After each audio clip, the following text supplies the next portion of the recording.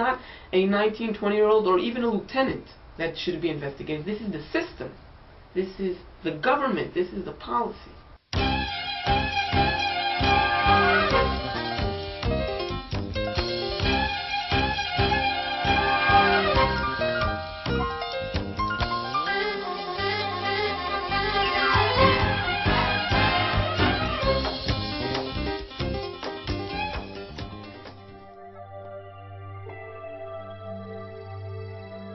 Alternate Focus interviews Sharon and Noam Chayut, both veterans of the Israeli Defense Forces.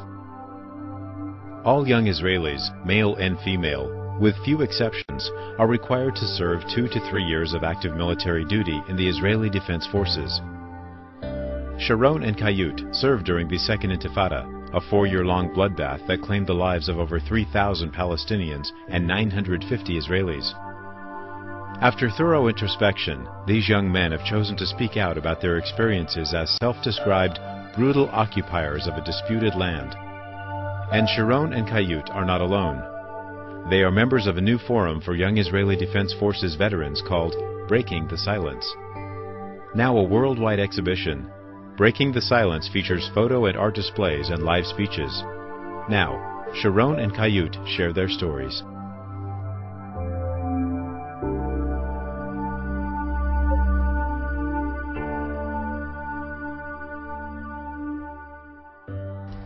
Most of the missions that my unit was given and carried out were arrest operations, search operations, going into taking over cities or towns or villages, of course in the nighttime, and sometimes you would continue in the same place for a few days, searching, going one house to the other, searching them, taking over houses as observation points, or arresting people.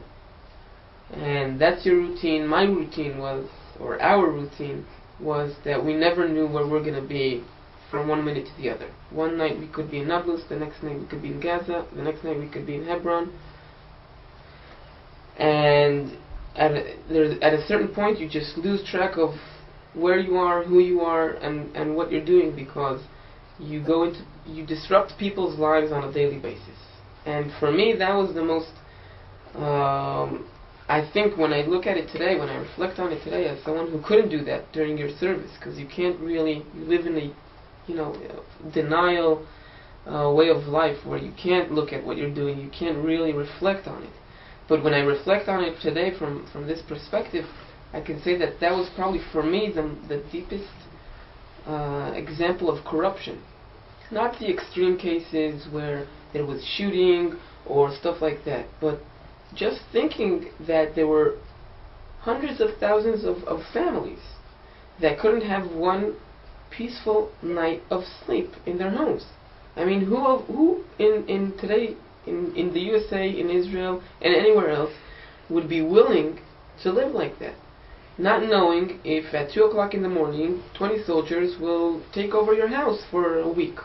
Not knowing, sitting in your living room and suddenly hearing smashing on the wall, and there is a hole in the wall, and suddenly 20 soldiers come to visit. And for me that was routine.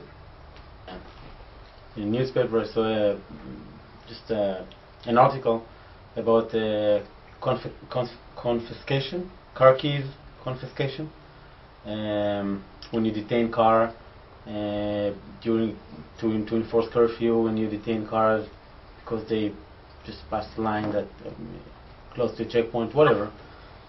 And it's not the article and the soldier that brought out more or less 100 car keys and brought it to the press, but the response of the spokesman, of the IDF, the spokesman of the IDF, that said, this is an extreme case, a rotten apple, it will be checked, examined, and won't happen again. And now, I gave the order to take Palestinian car keys and to detain cars hundreds of times in my unit. I saw in the West Bank boxes full of car keys and IDs that were taken and were supposed to be returned,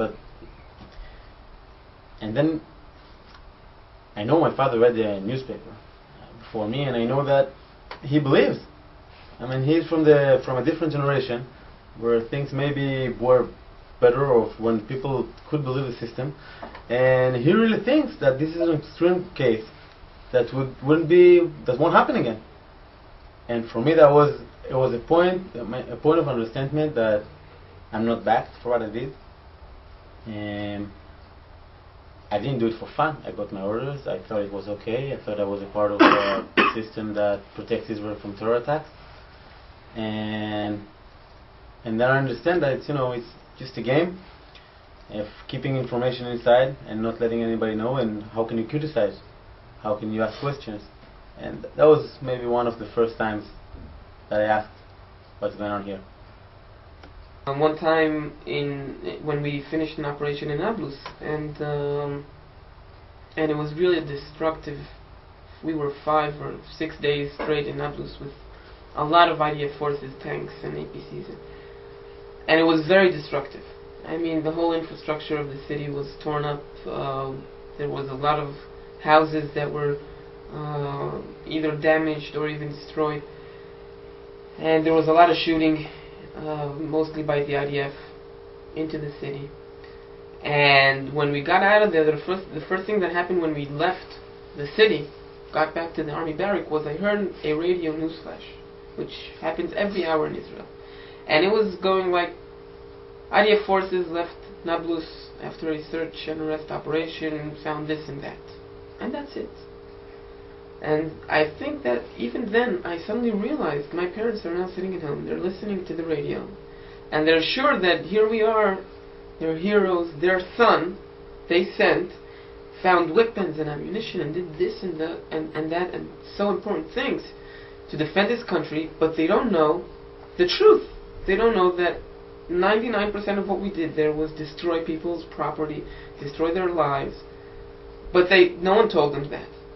And I think, like Noam, when he just realized what where the truth is and where it's going, today I can say that was one time that I really started to think of how the reality is being kept, under the surface, hidden from the public.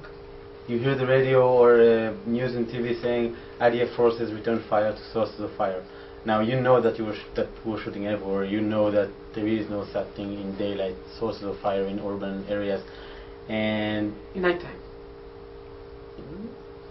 You know that you can't really, from a barrack far away, you can't really see most of the time the exact place you're shooting at, and that sources of fire, which as a soldier you know that it's just a title, good for the news, but and this dissonance, we didn't hear it while serving. I want to give you one example of something that we've exposed also in the press in Israel and in foreign press a few months ago about a revenge attack that was launched by the IDF after one night in February 2002. Two terrorists from the Islamic Jihad attacked an IDF checkpoint and killed 6 IDF soldiers. The same night, the Chief of Staff, the Minister of Defense, not some sergeant at a checkpoint, this is policy right from the top, decided to launch a revenge raid against Palestinian officers, some of them just traffic officers, all around the West Bank and Gaza. The next day, 15 Palestinian officers were dead, were reported dead.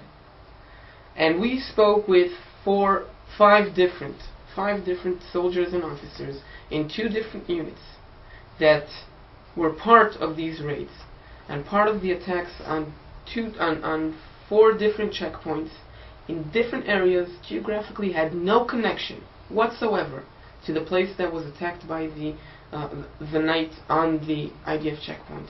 No connection. One was in Nablus, one was near Ramallah, and they just attacked, and the orders were just go there, shoot to kill. And in the briefing by the commanders, by the high-ranking commanders of units, brigade commanders, they were told that this is revenge. We are going to revenge the blood